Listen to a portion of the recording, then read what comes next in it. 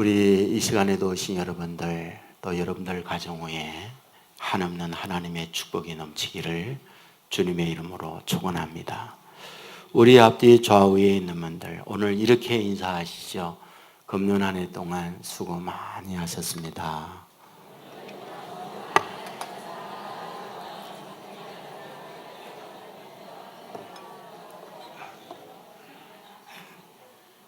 예, 감사합니다. 온 세계 교회가 여기 있는 것은 여러분의 기도, 여러분의 헌신이 있었기에 오늘 여기에 우리가 있게 됐습니다. 금년 한 해 동안에도 이름 없이 빛도 없이 수고한 분들 굉장히 많아요. 여러분들이 드려지는 헌금을 매주마다 계수하고 살림을 하는 재정부원들이 있고요. 월요일마다 여러분은 모르지만은 많은 분들이 나와서 반찬을 조리하고 만든 그 반찬을 어려운 분들에게 배달하고 돕는 DNA 사역팀이 있어요. 그것만이 아니죠. 그분의 필요한 생활용품들, 여러분들이 성탄절에 드려지는 사랑의 선물들, 이런 것들을 분리하고 또 그분들에게 소위 택배처럼 딜리버리하는 분들도 있고요. 그 다음에 임용을 통해서 또 어떤 분들은 악기나 또는 워십을 통해서 사랑의 손길로 어려운 분들을 찾아가기도 하고 공연도 하죠.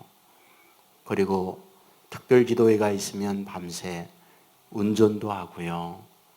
또한 차량이 오면 차량 주차 안내, 비가 오나 눈이 오나 그런 일을 추위에 떨면서 또 더위에 땀을 흘리면서 그런 일을 하는 분들, 또 성찬식이 있을 때는 성찬 떡도 만들고 잔도 정리하고 또 나중엔 설거지도 하고 수고하는 분들, 또 주일마다 되면은 여러분들 식당에 가면 식당 조리하고 배식하고 나중에 그것을 정돈하는 분들, 교회에 여러 가지 고장이나 이상이 생기면 수리하고 와서 봉사하는 분들, 그리고 교회의 찬양팀들, 또 우리 지금 찬양대 1년 12달 변함없이 찬양하는 분들, 그리고 방송이나 문자, 그리고 음향, 영상, 이런 것들을 관리하는 미디어 팀들,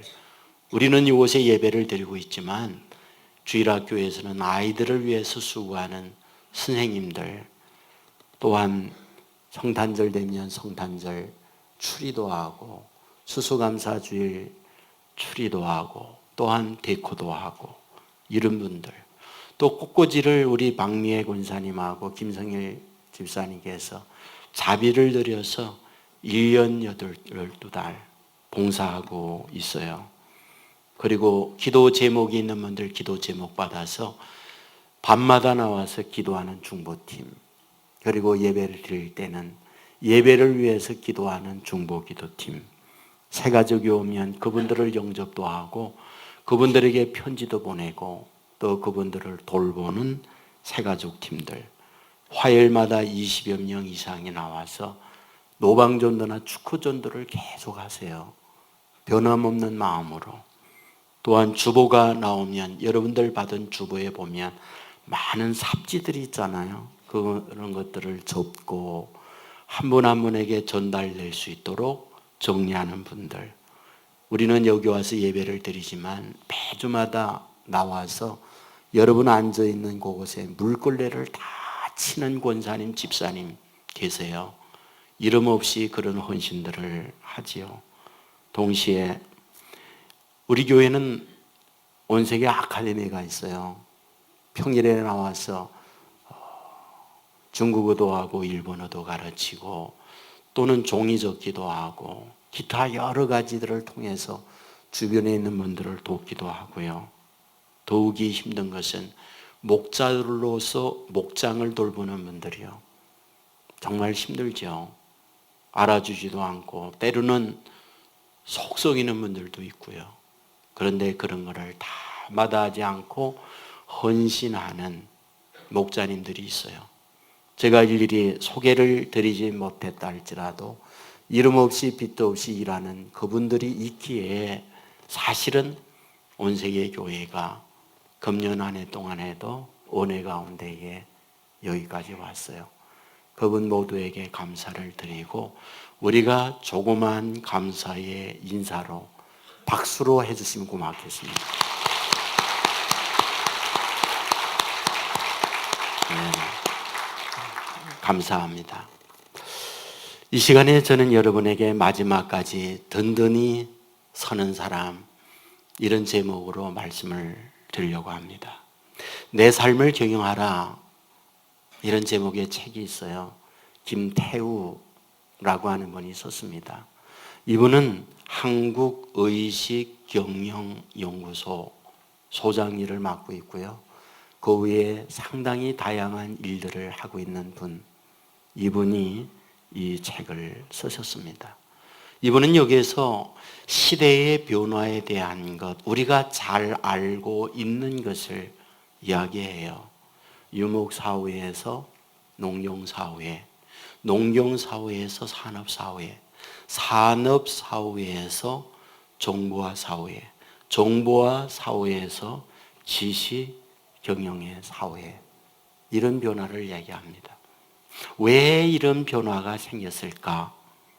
그것은 가치의 문제라는 거죠. 다르게 표현한다면 먹고 사는 경제적 문제가 이런 시대의 변화를 가져오게 됐다. 그런 얘기입니다. 그동안 사람들이 갖고 있는 경제, 그러면 어떤 의식이 많았을까? 돈, 그리고 부동산. 이런 부분에 대한 축적을 목적으로 하는 것이 그동안의 경제에 대한 사람들의 관심이었다. 그런 말이죠.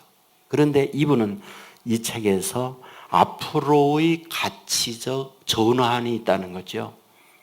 눈에 보이는 이런 가치에서 보이지 않는 가치로의 전환이 일어난다 라고 얘기를 해요. 그러면 보이지 않는 가치로의 전환이란 무엇일까? 감성을 가치로 여기고 소위 정신을 가치로 여기는 이 시대가 도래하게 된다라고 얘기를 합니다. 다르게 또 표현한다면 영성의 시대가 찾아오게 된다라고 이야기를 합니다. 그러면서 그 근거로 미래 학자들의 전망적 이야기를 소개합니다. 엘빈 토플러라는 분이 있죠. 제3의 물결이라는 책도 쓰셨고 부의 미래라는 책을 썼죠. 여기에서 이분은 이렇게 얘기하는 거죠. 지금까지 사람들의 부라고 하는 것을 어디에 두었을까? 앞부분에서 말씀을 드렸지만 눈에 보이는 가치에 가치를 두었다는 거죠. 돈이라든지 부동산이라든지 주식이라든지. 그러나 앞으로의 부의 미래는 달라진다. 어떻게 달라지느냐? 보이지 않는 것으로. 의식과 정신과 그리고 영성이라는 것으로 달라지게 된다. 그런 얘기죠. 지금의 부자라는 것은 얼마나 많은 주식을 보유했느냐, 얼마나 많은 부동산이 있느냐, 얼마나 많은 세상적 돈을 갖고 있느냐, 이것이 부의 측정으로 가졌다면 앞으로는 그런 부의 측정은 아니라는 거지요. 얼마나 높은 정신을 갖고 있느냐, 얼마나 남들이 따라올 수 없는 영적 수준에 있는가, 이런 것들이 사실은 더 소중한 가치로 인정받는 세상이 도래한다라고 얘기를 해요. 또 미래학자 가운데 존 네이스피츠라는 분이 계세요. 이분이 쓴 책은 많은 분들도 읽었죠. 트렌드 2000년이라고 하는 책이 있었어요. 여기에서 이분은 앞으로 어떤 세대가 도래하게 될 거냐, 그것은 지식 정보화 사회가 도래한다고 그 책에서 얘기해요. 10년이 지난 이후에 이분이 또 다른 책을 썼죠. 바로 메가트렌드 2010입니다. 여기에서 이분은 동일한 저자인데 미래는 어떤 시대가 되느냐? 영성의 시대가 된다라고 진단을 내리고 있어요. 그러면서 사람이 사는 데 있어서 영혼이 있기에 영혼이 있는 기업을 꾸려가지 아니한다면 성공은 기대할 수가 없다라고 얘기하죠. 너무나 잘 알고 있는 피터 드러크라는 사람의 이야기도 해요. 미국이 40대의 CEO들이 추락하는 경우들이 많대요. 이유가 뭘까? 보았더니 사상이 없답니다. 돈만을 위해서 따라갔지 기업의 마인드나 정신, 영성이 부족하기 때문에 결국 그들의 기업도 몰락하게 되더라. 그런 얘기입니다. 단순히 돈만을 위해서 따라간 시대는 지났고 그 사부에 소위 정신과 영성, 사상을 집어넣지 아니한다면 진정한 미래의 기업을 아름답게 꾸며낼 수는 없다라고 이야기를 합니다. 저는 이 일에 전적으로 동의를 하고요. 사실 저와 여러분이 살아가는 세상에 있어서 시대를 깨우는 정신이 있어야 하고요. 상처 입은 이들의 마음을 치유하는 멋진 마음이 있어야 하고요. 그리고 살아있는 영성이 있어서 눈에 보이는 것 너머를 볼 줄 아는 해안이 있어야 돼요. 오늘 우리는 돈만을 위해 살잖아요. 사회적 지위만을 위해서 목숨을 걸잖아요. 그러므로 인하여 우리에게 찾아온 게 뭘까요? 불행이에요. 행복을 위해서 찾아가는데 행복이 아니고요. 그 가운데 인생은 지쳐버렸고 너무 많은 것들을 잃게 된 거죠. 여러분, 오늘 우리는 보이는 것들만 위해서 살았어요. 근데 우리에게 요구하는 게 있어요. 보이지 않는 것에 대한 관심. 본문이 뭡니까? 오늘 본문은 보이는 것과 보이지 않는 것에 대한 충돌이에요. 예수님께서 예루살렘에 가셨습니다. 예루살렘 대표가 뭐죠? 성전이에요. 성전은 자기들이 거주하는 집과 비교 안 되는 웅장함, 그리고 최고급의 자재를 가지고 하나님이 거하는 임재의 성전을 건축을 했잖아요.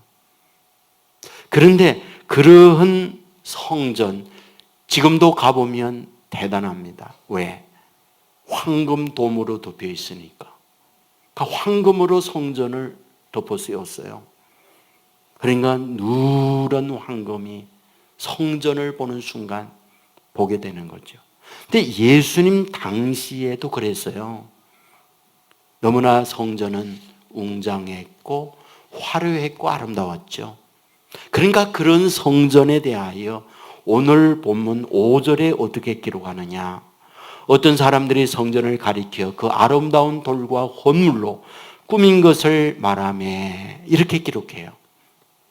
여기에 어떤 사람, 이것을 마가복음에 보면 제자로 되어 있어요. 예수님께서 제자들과 함께 예루살렘에 갔었을 때 성전을 보면서 제자들이 예수님께 성전을 자랑했다. 아름답죠? 저 성전 건축하는데 엄청난 헌금을 들여서 지었습니다. 그리고 최고의 자재, 이태리 대리석으로 지었고요. 어디에 구할 수 없는 저 레바논의 백향목을 가지고 목재로 썼고요. 당시 최고의 기술자 석공을 통해서 이 성전을 지었습니다. 라고 자랑을 한 거죠. 충분히 그럴 수 있잖아요. 그런데 그런 자랑에 대하여 예수님이 하는 말이에요. 6절에 보면 너희 보는 이것들이 날이 이르면 돌 하나도 돌 위에 남지 않고 다 무너뜨려지리라. 이게 무슨 말일까요? 제자들은 눈에 보이는 화려한 성전, 최고의 자재를 가지고 건축한 성전을 자랑하잖아요. 화려합니다. 아름답습니다. 엄청 고생과 정성을 들이면서 성전을 지었습니다. 라고 하는데 예수님은 완전히 뭐다? 초치는 말을 해요. 다 된 밥에 코 푸는 말을 하는 거예요. 뭐라고? 돌 하나도 돌 위에 남지 않고 완전히 무너진다. 너 자랑하지? 화려하다고 뽐내고 있지? 완전히 산산조각나. 다 끝이야. 라고 말하고 있는 거죠. 그렇다면 여기서 우리는 뭘 발견하죠? 제자들이 보는 것, 예수님이 보는 것 다르구나. 제자들의 관심, 예수님의 관심사는 같지 않구나. 제자들이 갖고 있는 생각이나 예수님이 갖는 생각은 동일하지 않구나. 소위 서로 다른 가치 기준을 갖고 있구나. 그런 얘기죠. 여러분, 앞에서 말씀을 드렸지만 성전은 하나님의 임재 자리예요. 성전은 제사하는 곳이에요. 성전은 하나님이 통치하고 있는 하나님이 계신 곳이에요. 그러면 그 계시는 성전이 돌 하나도 돌 위에 남지 않고 다 무너진다라고 한다면 하나님이 계시는 그 성전이 박살난다 그 말이잖아요. 하나님이 계시는 제사의 자리가 끝장난다 그 말이잖아요. 제자들은 하나님이 계시고 그러기에 그 성전은 화려하고 그 성전의 자재는 최고의 고급품으로 최고의 비싼 것으로 최고의 기술자들로 이 성전을 지었는데 돌 위에 돌 하나도 남지 않고 다 무너지고 끝장난다라고 하니 하나님이 무너져 내리는 거잖아요. 이거 어떻게 봐야 되는 겁니까? 이거 어떻게 해석해야 됩니까? 사실 AD 70년, 주 70년에 로마 군대에 의해서 예수님이 말씀한 대로 이 성전은 조각났어요. 돌 위에 돌 하나도 남지 않고 다 무너져 내렸어요. 여러분, 우리는 여기에서 굉장히 중요한 사실을 알아야 해요. 여러분, 성전의 흐름, 성전의 발전에 대해서 되게 알죠? 이스라엘 백성이 출애굽을 하면서 시내산에서 하나님이 모세에게 성막의 설계도면을 줍니다. 이렇게 설계해서 성막을 지어라. 성막이 이제 가나안에 들어와요. 그게 어디입니까? 실로에 머물렀어요. 그 실로에 머물던 것을 예루살렘으로 옮겨오잖아요. 누구에 의해서? 다윗에 의해서. 다윗은 마음에 늘 그 성막, 쉽게 말하면 조금 큰 텐트예요. 그 텐트에 하나님의 임재, 하나님이 계신다. 이게 늘 마음이 좋지 않았어요. 그래서 최고의 자재들을 준비해 놓았지만 하나님은 다윗에게 성전 건축, 너 안 돼. 너 많이 피 흘려서 안 돼.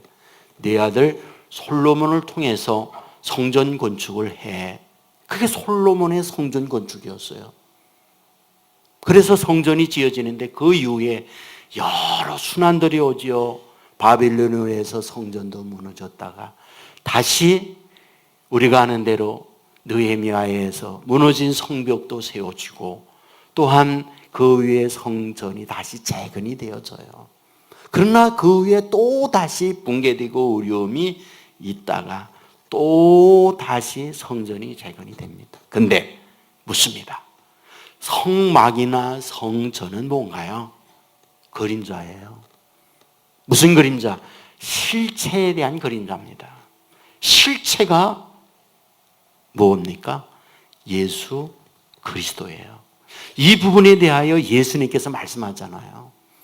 제자들과 함께 예루살렘에 올라가서 보니까 예루살렘 성전에 어떤 일이 벌어졌죠? 비둘기 파는 사람, 소 파는 사람, 양 파는 사람 완전히 장사치로 가득 차 있어요. 거기다가 환전하는 사람, 돈 바꿔주는 사람, 큰 돈 가지고 오면 잔돈 바꿔주지, 다른 나라 돈 가져오면 환전해주지. 예수님이 얼마나 분노합니까? 그래서 노끈을 채찍으로 만들어서 비둘기도 양도 소도 다 내쫓아요. 그리고 엄청난 선을 합니다. 내 아버지의 집으로 장사하는 집을 만들지 말라 외쳐요. 여러분, 거기에서 그동안 장사하고 돈 벌고 그 일을 하던 유대인들이 가만히 있습니까? 예수님께 달려들죠. 너 뭐야? 너 뭐야? 달려들잖아요. 그러면서 옥신각신합니다. 그때 예수님께서 말씀하세요. 너희가 이 성전을 홀라 내가 4월 동안에 일으키리라. 그 말 듣고 그들이 또 가만히 있습니까? 따져 묻죠. 유대인들이 이르되 이 성전은 46년 동안의 지역권을 내가 3일 동안에 일으키겠느냐 하더라. 웃기는 소리 하지 마라. 46년 동안이나 정성들이며 이 성전 지었어. 얼마나 많은 공정과 얼마나 많은 건축비, 얼마나 많은 수고의 노력이 여기에 투자됐는지 알기나 해. 뭐 3일 동안에 지어? 장꼬대 같은 소리 하지 마. 싸우고 다툽니다. 그런데 주님은 이어서 뭐라고 말합니까? 예수는 성전된 자기 육체를 가리켜 말씀하십니다. 자기가 성전이래요. 예수님이 자신이 성전이랍니다. 그 실체인 성전이 왔으니까 저 성전 뭐 한다? 눈에 보이는 거 무너져 내린다. 끝장난다. 그 말씀을 예수님이 하시는 거예요. 여러분, 여기에서 우리에게 뭘 말해주려고 하는 겁니까? 지금 제자들의 관심사는 온통 눈에 보이는 화려한 성전이에요. 엄청 커지고 웅장하지요. 저 자재 최고 자재를 썼습니다. 엄청난 건축비에 정성을 들여서 세웠습니다. 근데 주님의 관심은 뭐다? 그런 눈에 보이는 화려함이 아니었다는 거예요. 이것은 오늘 저와 여러분에게 엄청난 도전입니다. 왜? 저와 여러분들도 우리에게 갖는 관심이라는 건 다 눈에 보이는 거잖아요. 나타나 있는 현상들이잖아요. 이것은 인류 타락한 역사 이래 반복되는 인간의 문제입니다. 여러분, 에덴에 있던 아담 하와에게 무너지게 만든 결정적인 게 뭡니까? 사탄이 가서 얘기합니다. 너 왜 하나님이 선악을 알게 하는 열매 먹지 말라고 하는지 알아? 그 열매 먹으면 눈이 확 떠져가지고 하나님처럼 돼. 그러니까 하나님이 시기하고 질투해서 그 열매 먹지 말라고 하는 거야. 실제 그 말 듣고 가서 보았더니 어때요? 보암직도 하고 먹음직도 하고 지혜롭게 할 만큼 탐스럽기도 한 나무인지라. 그래서 그 열매를 먹습니다. 그렇다면 핵심이 뭐예요? 보이는 것이에요. 나타내 보이고자 하는 거예요. 그래, 나도 높아질 수 있고 나도 하나님처럼 될 수 있고. 사람들에게 관심이 이거예요. 여러분, 이것은 오늘도 반복되고 있는 거 아십니까? 성경 한번 보십시오. 이세 집에 아들 여덟이 있어요. 근데 하나님이 사무엘에게 말하기를 그 집에 하나를 기름 부어서 사울 뒤를 이어 왕으로 삼으라. 큰아들 엘리압이 돌아오는데 보니까 기골이 장대하고 얼굴이 뽀얗고 하나님께서 이런 인물을 미리 준비해 가지고 이스라엘의 왕으로 하나님이 예배해 주었구나 그랬어요. 근데 하나님 뭐라고 그래? No, 그게 안 돼. 그럽니다. 근데 둘째 아미나답이 들어오는데 완전히 둘째보다 첫째보다 더 커. 첫째보다 더 인물이 원해. 하나님은 이런 사람을 예배했구나. 기름을 닦으려고 하는데 no, 걔도 아니에요. 그러는 거예요. 여러분, 그리고 나서 그 이유를 뭐라고 말합니까? 하나님이요. 성경은 우리 잘 알죠? 그의 용모와 키를 보지 말라. 내가 이미 그를 버려놓으라. 내가 보는 것은 사람과 같지 아니하니 사람은 외모로 보거니와 나 여호와는 중심을 보노니라 얘기해요. 여러분, 이게 무슨 말입니까? 하나님의 사람 사무엘도 사람을 겉보기로 보고요, 하나님의 믿음의 사람 이새도 그 아들을 볼 때 겉보기로 보고 있다 그 말이에요. 그러면 오늘 살고 있는 저와 여러분은 거기에서 제외됩니까? 우리도 똑같죠.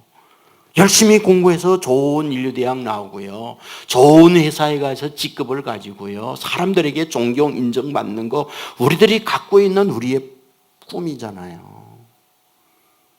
여러분, 돈이 생기면 명품 옷도 입고 명품 가방도 들고 싶은 거, 실표는 원치 않잖아요. 다 우리에게 그런 걸 통하여 남들에게 보이고자 하는 거. 우리의 갖고 있는 소망이에요.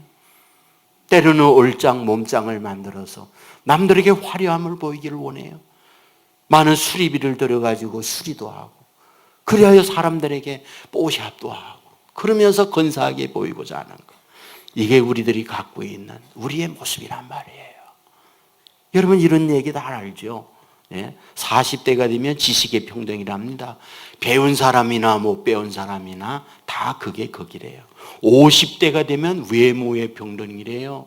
젊을 때에 수없이 많은 가꾸고 엄청나게 돈을 들여가면서 고쳐놓아도 그때가 되면 다 그게 그거랍니다.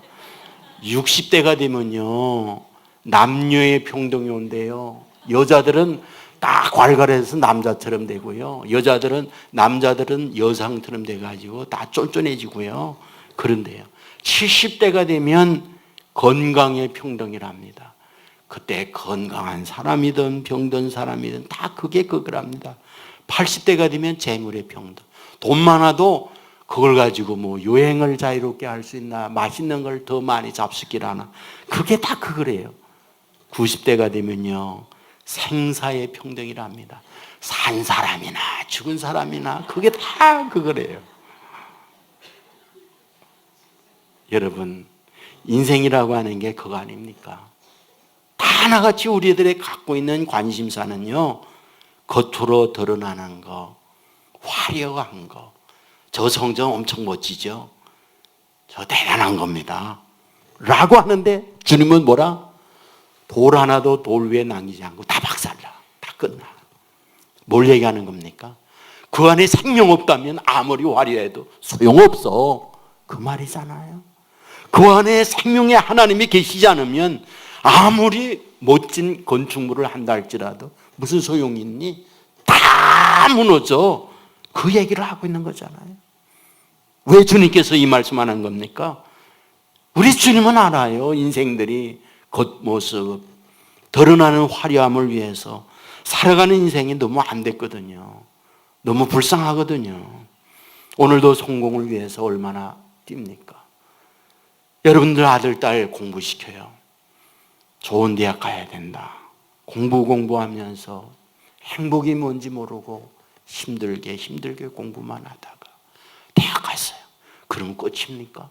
그 위에 또 직장의 고시에 수없이 많은 시험이 기다리고 있어요. 왜 그런 걸 합니까? 그래야 돈 생기니까, 그래야 좋은 직장을 얻으니까, 그래야 사람들에게 대우받고 인정받고 사람들에게 높임 받을 수 있으니까. 그런데 여러분 앞에서 말씀했죠. 내 삶을 경영하라. 앞으로의 인생의 가치라고 하는 것은 눈에 보이는 그 가치를 뛰어넘는다는 거예요. 그 내면의 정신과 그리고 그 내면의 영성이 어떠하냐에 따라서 그 삶의 가치를 판단하는 시대가 오고 있다. 이것은 일찍이 오늘 본문에서 예수님이 하신 말씀이잖아요. 제자들은 눈에 보이는 화려함을 보며 자랑하는데 주님은 그 화려하게 보이는 거 돌 하나도 돌 위에 남지 않고 다 무너져 내려, 이 말씀을 하고 있는 거잖아요. 오늘 우리의 젊은이들 너무 힘들어요. 삼포 세대를 살고 있대요. 연애 포기하고 결혼 포기하고 출산 포기하고 청년 실업률이 20% 넘는다고 얘기해요. 우리의 젊은이들 안타까워요. 눈물 나는 일 많아요. 힘써도 노력해도 안 되고요. 좌절을 수없이 경험하고 부모가 그렇다고 뒷바라지를 든든히 해주는 것도 못 되고 의욕은 상실이 되어리고 희망은 잃어버리고, 어떤 분은 그러죠. 잠들었나 내일 안 깨면 좋겠다. 눈을 뜨면 더 캄캄하니까. 이렇게 힘들게 오늘에 주어져 있는 현실에 아파하는 분들 너무 많다고요. 주님은 그들을 알죠. 주님은 그들의 형편을 알죠. 근데 사실상은 주님이 원하는 게 있다니까요. 왜 그런 좌절과 그런 아픔 속에 지냅니까? 여전히 눈에 보이는 화려함을 위해 추구하다가 그걸 이루지 못하니까 나는 루저구나, 나는 실패한 인생이구나, 스스로 그런 생각을 가지니까 오는 고통 아니겠습니까? 근데 주님은 뭐라고 그래요? 그런 거 다 무너져. 그런 거 다 산산조각나. 그 얘기를 하는 거죠. 뭐라? 내 안에 생명이야. 내 안에 더 소중한 가치야. 내 안에 내공이 있어야 돼. 이걸 얘기하는 거죠. 아무리 겉은 화려하다 할지라도 한번 바람 불면 돌 위에 돌 하나도 남기지 않고 무너지는 인생이 너무 많잖아요. 여러분 한번 보십시오. 앞에서 여러분에게 말씀을 드렸다. 2세 아들, 큰아들, 둘째 아들 할 것 없이 다 군대 갔어요. 블레셋과의 전쟁에 참전을 하고 있습니다. 아버지가 막내 다윗을 불러 심부름해요. 형들 군대 가서 고생하니까 먹을 거 하고 옷까지 가지고 면회 갔다 와라. 오면서 자기 마음속에 굉장한 긍지를 가지고 오잖아요. 우리는 하나님이 함께하는 나라, 그러므로 전쟁에 이기는 나라. 근데 와서 전쟁에 딱 와보니 어떻습니까? 완전히 기대는 산상조각 났어요. 자기의 형들을 비롯하여 이스라엘 군인들 어디 갔는지 보이지가 않아. 저 블레셋 장수 골리앗 거대한 3m가 되는 엄청난 사람 완전 무장하고 소리 한번 외치는데 산이 쩌렁쩌렁 울리고 그 앞에 완전히 꼬리를 내리고 어디 갔는지 몰라. 너무 속상하잖아요. 너무 속상해. 뭔 말하는 겁니까? 그렇게 겉모습 화려하고 기구리 장대하고 괜찮은데 위협 앞에서 산산조각 나더라는 거예요. 다윗 성경은 막내라고 기록합니다. 막내의 뜻은 여러분에게 늘 말하지요. 히브리의 단어는요 못난이라는 뜻이에요. 꼴찌라는 뜻이에요. 찌꺼기라는 뜻이에요. 다윗은 막내이면서 찌꺼기라는 뜻이거든요. 가장 못난이라는 뜻이거든요. 그러나 그 안에 겉모습은 화려하지 않았어요. 키도 자그마할 것이고 형들에 비해서 여러모로 초라할 수 있는데 그 안에 뭐가 있다? 내공이 있는 거예요. 예수님이 계시고 하나님이 계시는 거예요. 그러므로 당당히 나가잖아요. 그러므로 골리앗을 향하여 외치잖아요. 너는 칼과 단창을 가지고 오지만 나는 내가 모독하는 만군의 여호와 이름을 내게 간다. 여러분 이게 어찌 된 일입니까? 겉모습이 아니라 그 안에 있는 그것이 그의 인생을 이렇게 바꾸더라는 거예요. 여러분 오늘 본문에서 지금 이 사실을 말씀하려고 하는 게 아닙니까? 묻겠습니다. 제자들 왜 예수님 따릅니까? 제자들 예수님 따르는 이유가 뭐라고 생각하세요? 여러분 보면요 다 겉모습입니다. 외치니까 수많은 사람 따르죠. 기적을 행하지요. 그러니까 그 예수님을 따르면 그 능력으로 말미암아 한 자리 할 것 같고 인생의 출세가 보장될 것 같으니까 졸졸 따른 거예요. 그러나 여러분 보세요. 예루살렘으로 올라갈 때 누가 예수님이 오른편에 하느냐 왼편에 앉느냐 자리 다툼을 싸움하는 게 뭡니까? 다 겉모습의 화려한 걸 위해서 내 포지션, 내 사회적 지위가 어떻게 될까? 이거에 대한 관심이잖아요. 그러나 예수님께서 그런 기대와 다르게 붙들리고 신문받고 십자가에 처참하게 돌아갈 때 그들은 완전히 교와 같이 날아가 버렸어요. 어디로 갔는지 찾기 어려울 정도로 산산이 흩어지고 말았어요. 왜? 그들은 겉모습만 보았거든요. 그 내면의 내공이 없었어요. 그러나 나중에 오순절날에 성령 받습니다. 성령이 뭡니까? 예수의 영이에요. 예수의 영이 그들 안에 임하게 되어지니까 예수님으로 인하여 완전히 간이 붙잖아요. 예수님 때문에 매 맞고 예수님 때문에 고통당하고 죽음의 위협을 당할 때 그들은 뭐라고 말합니까? 주를 위하여 고난받는 것을 기뻐 여기며 감사히 여기더라. 그들은 그렇게 변해요. 무엇이? 겉모습을 보면서 날아갈 때는 인생이 비참해지지만 내면에 주님으로 가득 차니까 내면에 계시는 주님으로 인하여 완전히 인생을 바꾸는 거죠. 인생을 완전히 새롭게 만드는 거죠. 여러분 예수님이 계시면 겉모습은 초라할 수 있어요. 겉모습은 내놓을 것 없는 인생이 될 수 있어요. 자랑할 게 없는 사람이 될 수가 있어요. 그러나 인생의 어떤 문제 앞에도 흔들리지 않습니다.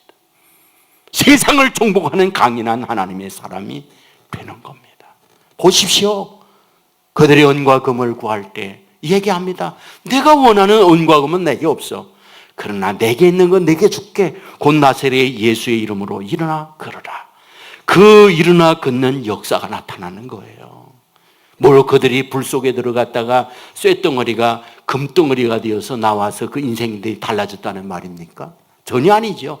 겉모습은 여전히 어부요. 겉모습은 여전히 초라합니다. 그러나 그 내면에, 그 내공에 살아계신 주님이 계시니까 주님 때문에 그들의 인생은 완전히 달라지는 거예요.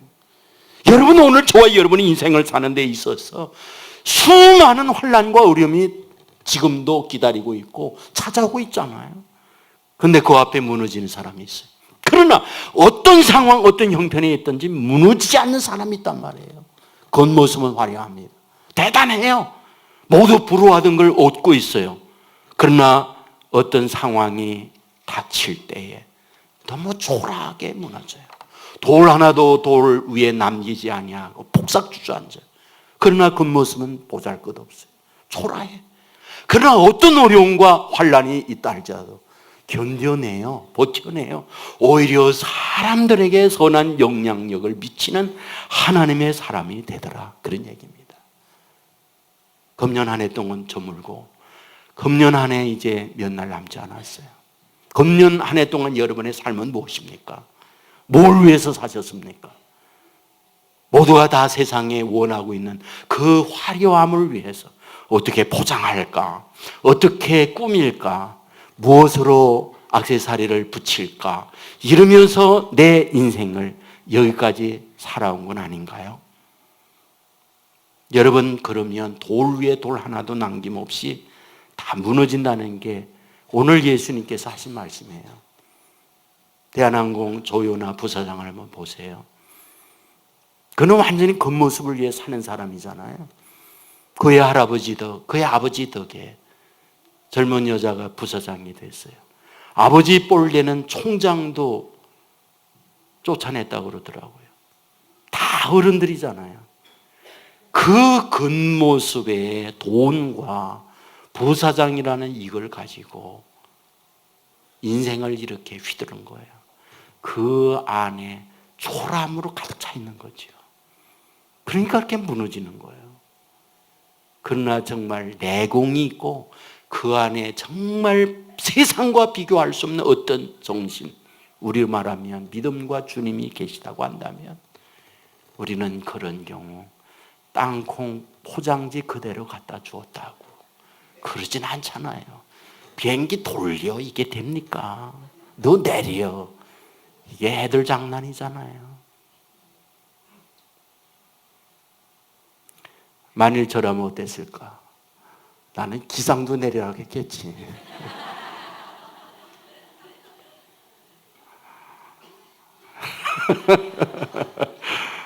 인생은 그런 거예요. 저도 그런 초라한 존재이지만은 우리 주님께서 우리에게 얘기하는 게 있어요. 겉모습을 위해 이렇게 살지 말라는 거예요. 그런 것들은 돌 위에 돌 하나도 남김없이 다 무너진다는 거예요.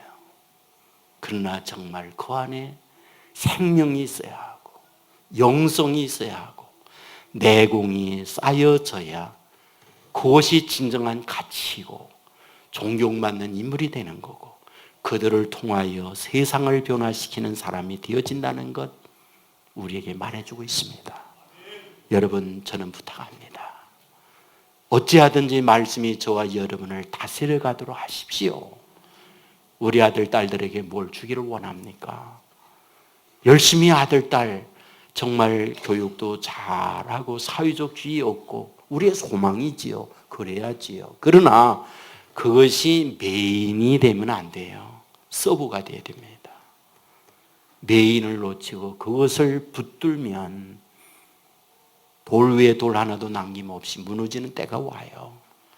그러나 우리의 내공, 주님을 소중하게 하고 그분을 붙들고 나아가면 그분께서 그를 만들어가고 위대하게 하고 그 영성이 세상을 정복하게 하고 변화시키는 역사를 이루어냅니다. 우리 아들, 딸들에게 그걸 줘야 하고 우리가 그래야 합니다. 그럴 때에 세상은 우리로 인하여 변화됩니다. 그럴 때에 주님은 그들을 통하여 역사를 이루어냅니다.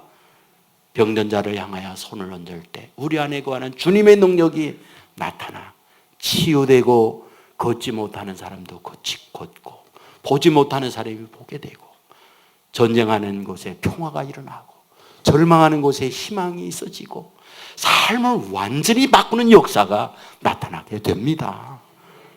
내일부터 있을 우리 송구영신 기도회에 여러분 오시고, 여러분만이 아니라 자녀들과 함께 와서 말씀도 듣고 기도하고, 그러므로 우리의 내공을 주님이 원하는 대로 쌓아가는 멋진 저와 여러분의 삶이 되기를 주님의 이름으로 축원합니다. 모두 자리에서 일어나겠습니다.